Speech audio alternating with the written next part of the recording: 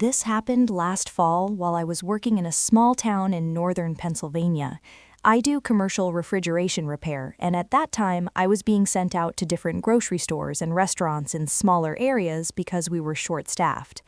The town I got sent to felt almost deserted. Most places closed early, and there were more abandoned buildings than open ones. I was scheduled to stay 3 nights while repairing walk-in freezers at an older, family-owned supermarket. Since there weren't many options, my company booked me into a small motel on the edge of town. I got there a little after 7 p.m. on a Thursday. It was one of those single-story motels where every door faces the parking lot. There were maybe a dozen rooms total and only a handful of cars parked outside. The office smelled like stale coffee mixed with bleach. The woman at the front desk looked like she was in her 60s. She was polite, but something about her felt off. While checking me in, she kept glancing past me toward the parking lot like she was distracted by something outside. When she handed me my key, she told me something strange. She said if anyone knocked on my door during the night, I shouldn't open it unless it was her or the owner. Then she added that if I heard anything unusual outside, I should call the office instead of getting involved. She said it casually, like it was normal advice. It still caught me off guard.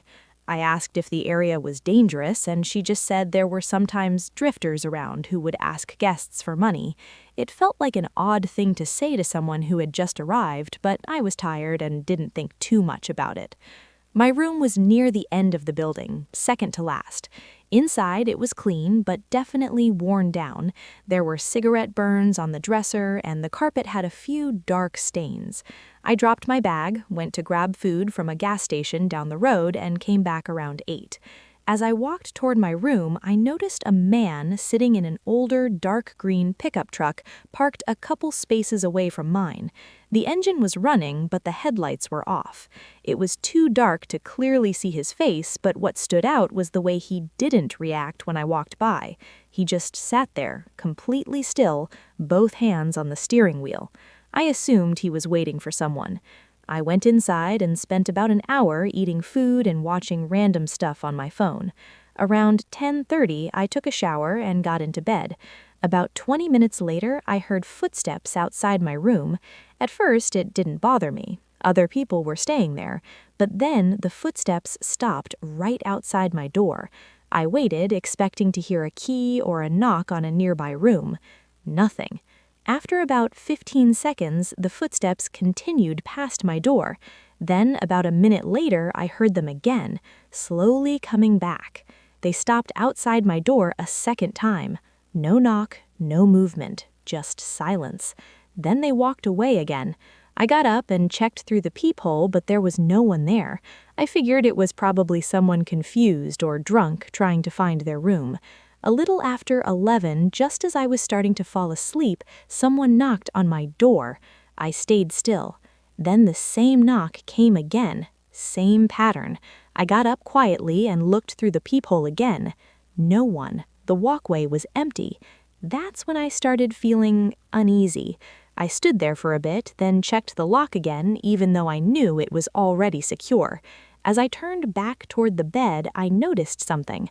The curtain near the window had shifted slightly. It wasn't open enough to see out, but just enough to make me realize someone might be able to see inside depending on where they stood. I immediately closed it fully and turned off the lamp. I stayed awake for another half hour just listening. Right around midnight, I heard a faint metallic scraping sound near the door. I got up again and moved as quietly as I could. When I looked through the peephole this time, I saw movement. Someone was crouched low, just below the line of sight. I could only see the top of a dark baseball cap and part of a shoulder. I don't think I stood there more than a few seconds before the person suddenly stood up and walked away quickly. I heard their footsteps moving fast toward the end of the building. That was enough for me. I immediately called the office. The woman sounded annoyed at first, but when I explained someone was right outside my door, her tone changed. She asked if I had opened it. I told her no. She told me to stay inside and said the owner would check the property. A couple minutes later, I saw headlights sweep across the curtain as a car drove slowly through the lot before leaving. The office called back and said no one was there anymore. She brushed it off as someone messing around. I asked if I should call the police. She said it wouldn't matter unless the person came back. I barely slept after that. Every small noise woke me up.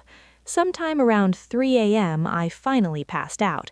Then at 5:15 a.m., I woke up to the sound of my truck alarm.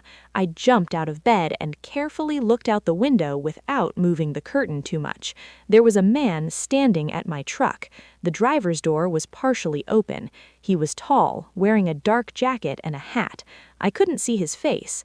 Then suddenly he turned and looked directly toward my room, like he knew I was watching. He shut the door and walked quickly toward the road behind the motel. This time, I called 911.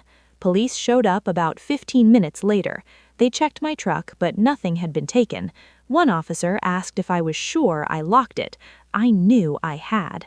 The older officer seemed more interested when I told him about the knocking and the person crouching outside my door. He asked about cameras.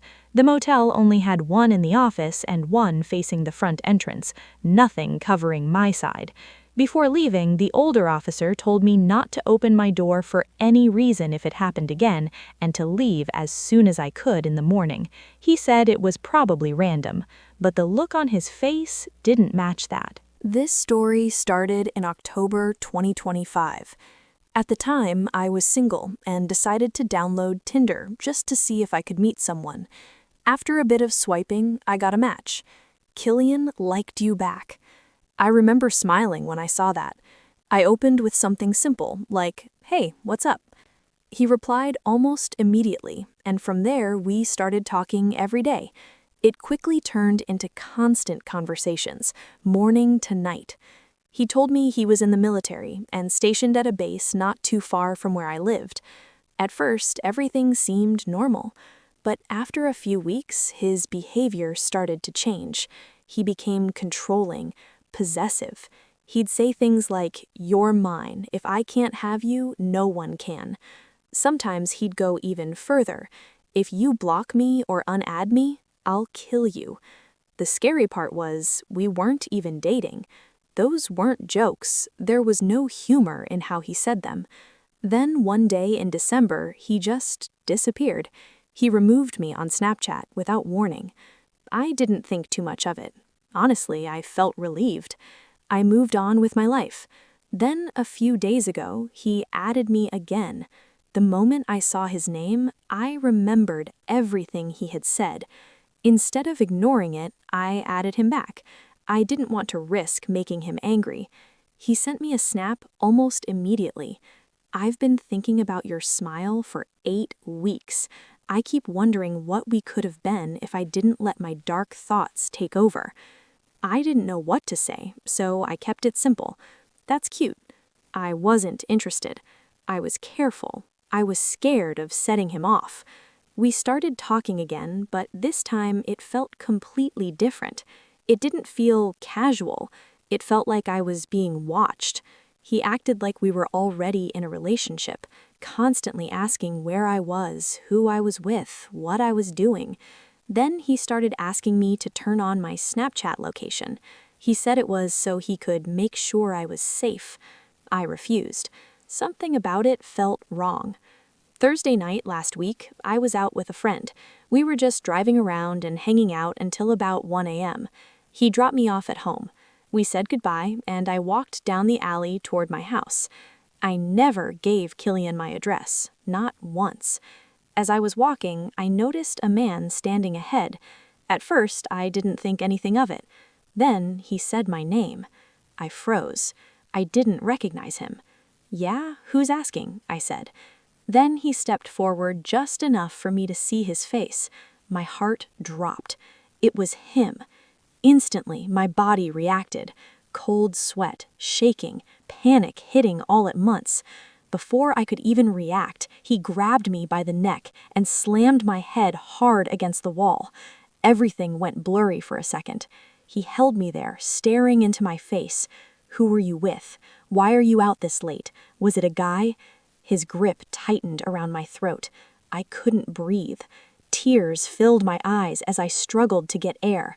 I genuinely thought I was about to die. He kept choking me harder until he suddenly threw me to the ground. I hit head first and the pain shot through my body. I gasped for air as soon as his hand left my throat. I looked up at him. There was nothing in his eyes. No anger, no regret, nothing. Then he dropped down on top of me and slapped me across the face, hard.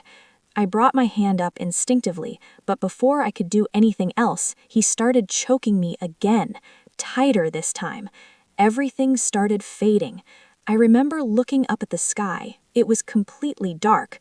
For some reason, I started thinking about my dog that had passed away. I even remember smiling slightly, like I was about to accept it. Then suddenly, he let go. He stood up quickly. Fuck, I have to go. The last bus leaves in 3 minutes. And just like that, he ran. He disappeared into the darkness, leaving me on the ground. I couldn't move. I couldn't speak. I tried calling my best friend, but my voice wouldn't come out. My throat was too damaged. All he heard were broken sounds, but somehow he understood something was wrong. He said he was coming. When I got to his house, I collapsed onto the couch and fell asleep almost immediately. My body was completely drained. While I was asleep, he called the police. The next day, he took me to the station to give my statement. After hearing everything, the police didn't treat it like a normal case. They told me my life was in serious danger. They gave me a personal alarm device and a tracking device that could instantly send my location to them if I pressed it, because they believed one thing: he would come back. 3 days ago, that fear became real again. One of Killian's friends followed me. If I hadn't already arranged for someone to pick me up nearby, I don't think I would be here telling this. The police told me directly. They believed Killian intended to kill me, and if he had access to a car or more time that night, I probably wouldn't have survived. Now, every time I step outside, I feel like I'm being watched, because he told me I would be, and I believe him. One day, I might not see him coming. He could be waiting in that same alley again, and I might not react fast enough. I'm not safe, and I'm sharing this because if something does happen to me, at least this story exists. So please, be careful who you trust. I never even gave him my address. My name is Rihanna, and this happened last October when I decided to take a solo camping trip out to the Smoky Mountains. I'd been feeling burned out from work and just needed a couple days away from everything. I'd done solo trips before without any issues, so at the time, this didn't feel risky. I left early that morning, and the drive took most of the day. A couple hours before reaching the park, I stopped at a small roadside diner. I was getting hungry, and I knew once I got deeper into the mountains, food wouldn't be easy to find. The diner was quiet, just a few older people sitting around drinking coffee, and a waitress who looked like she'd been working there for years. I sat at the counter and ordered a burger and fries. While I was eating, I noticed a man sitting a few stools down from me. He wasn't doing anything obvious, but he kept glancing in my direction without fully turning his head. At first, I thought maybe he could tell I wasn't local. After a bit, he asked where I was headed. I told him I was going camping up in the mountains. He just nodded slowly and said, "Be careful out there." I asked what he meant. He shrugged and said, "It gets real quiet at night." That was it. I didn't think much of it. I paid, left, and kept driving. By late afternoon, I reached the area where I planned to park. It was just a dirt pull-off near a trailhead. No other cars. Looking back, that probably should have been a sign, but at the time, I liked the idea of being alone. I grabbed my gear and started hiking. The trail wasn't difficult, but it took longer than I expected. By the time I found a decent clearing, the light was already fading. I hurried to set up my tent before it got dark.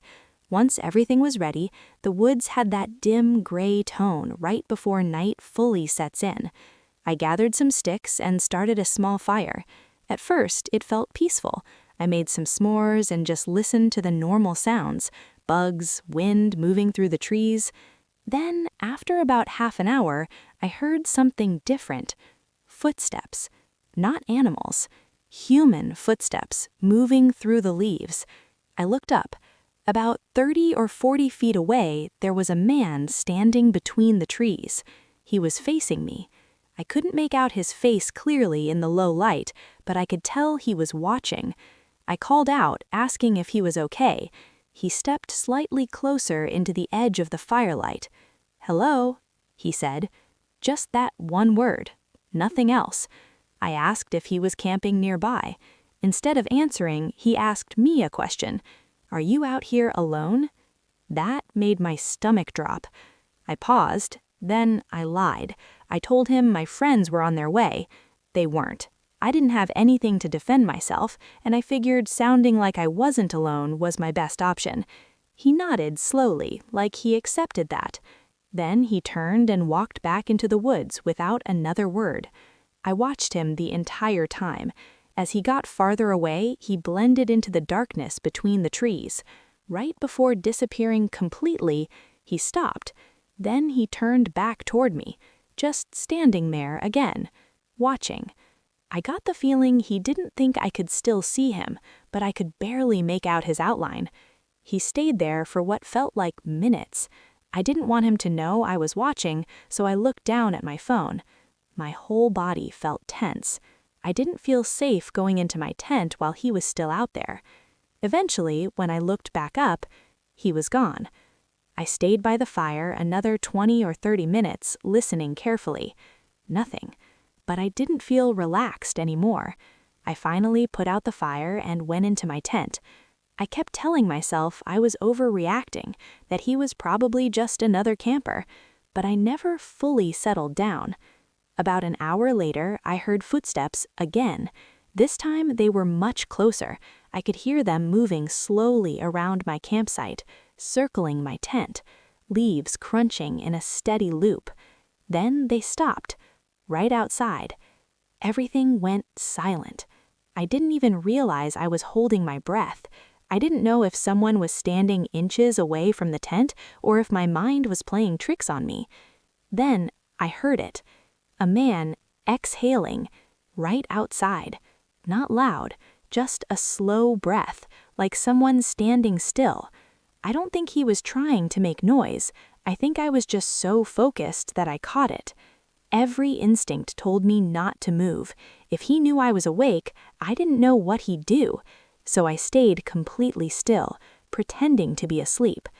After what felt like forever, I heard the footsteps move away again. I waited a long time before even breathing normally. Then, about 10 minutes later, they came back. Same pattern. Slow steps circling the tent, stopping. Silence.